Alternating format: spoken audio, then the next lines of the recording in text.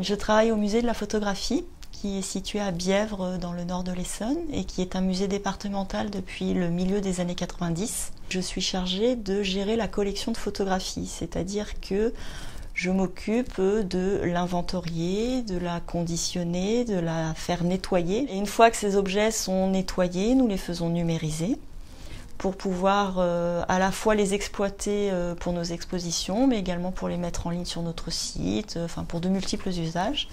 Et ensuite, on les stocke dans des réserves aux normes.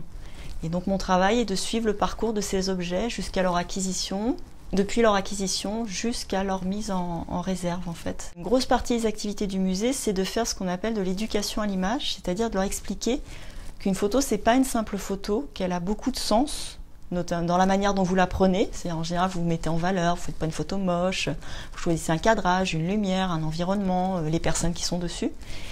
Mais que, en plus de la réalisation de la photographie, c'est ce qui est important, c'est ce que vous allez en faire. Et on voit aujourd'hui, avec les réseaux sociaux notamment, que certaines photographies peuvent avoir des conséquences assez dramatiques au niveau de la jeunesse, parce qu'ils ne se rendent pas compte qu'une photo d'eux qui passe comme ça de main en main peut avoir des conséquences sur leur réputation, sur leur façon de vivre, sur le jugement que les autres ont d'eux.